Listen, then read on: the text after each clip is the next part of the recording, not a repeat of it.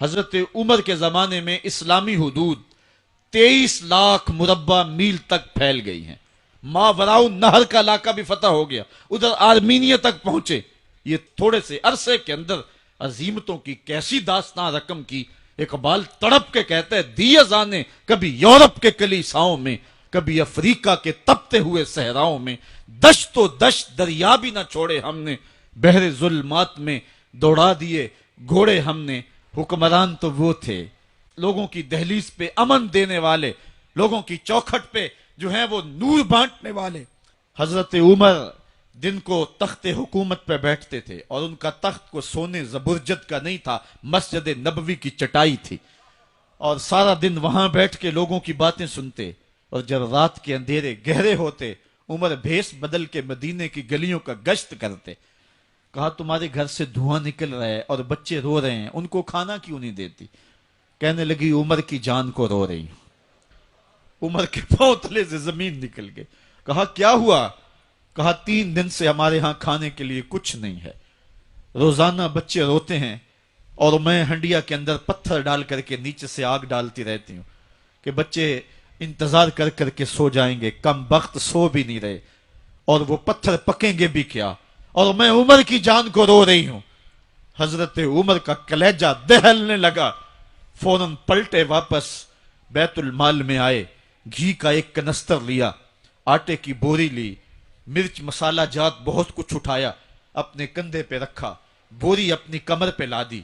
عمر بیت المال سے نکلے تو آپ کے خادم اسلم نے دیکھ لیا, آگے بڑھا, کہا میرے آقا میں اٹھاتا ہوں. عمر کی آنکھوں میں آنسو ہے. کہا اسلم قیامت کے دن میرا بوجھ اٹھا لو گے؟ کہا قیامت کے دن تو اپنا اپنا بوجھ اٹھانا پڑے گا. کہا عمر کو آج اپنا ہی اٹھانے دو. حضرت عمر وہ گھی کا کنستر اور وہ آٹے کی بوری سر پہ اٹھائے ہیں, اور اس خاتون کے گھر جاتے ہیں اور دستک دیتے ہیں. وہ جب دیکھتی ہے اس کی جان میں جان آ جاتی ہے. کہا جلدی جلدی آٹا گوندو, اور عمر سبزی کاٹنے لگ جاتے ہیں. حضرت عمر رضی اللہ تعالی عنہ سبزی تیار کر دیتے, ادھر آٹا گند جاتا ہے, اور پھر اوپر چولہا رکھا جاتا ہے, چولہے کے اندر آگ رکھی جاتی ہے, وہ کھانا پکانے لگتی ہے, آگ بجھتی ہے. تاریخ نے لکھا ہے آگ بجھنے لگتی ہے, عمر جھک کر کے پھونکے مارتا ہے. عمر جھک جھک کے پھونکے مارتا ہے. کھانا پک گیا اور بچوں کے سامنے کھانا رکھ دیا, بچے کھا رہے ہیں. اب بچے رو رو کے نڈال ہو چکے تھے.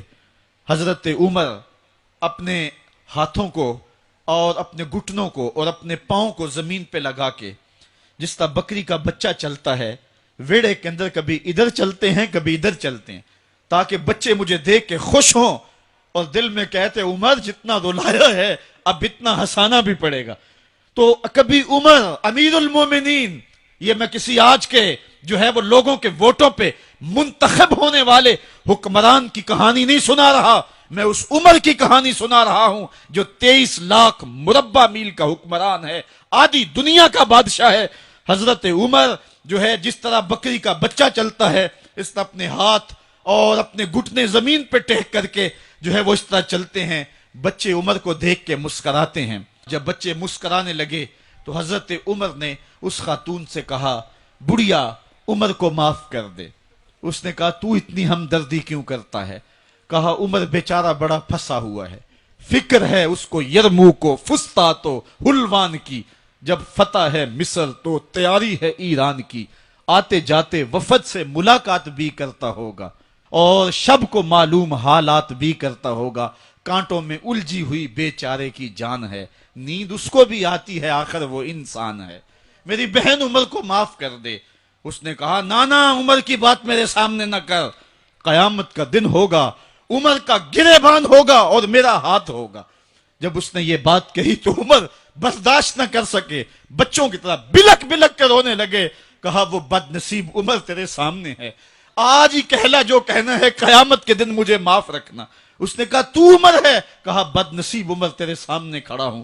میرے عمر کہتے ہیں اگر دجلہ کے کنارے ایک بکری کا بچہ بھی پیاسا مر گیا, اس کا حساب بھی عمر سے لیا جائے گا.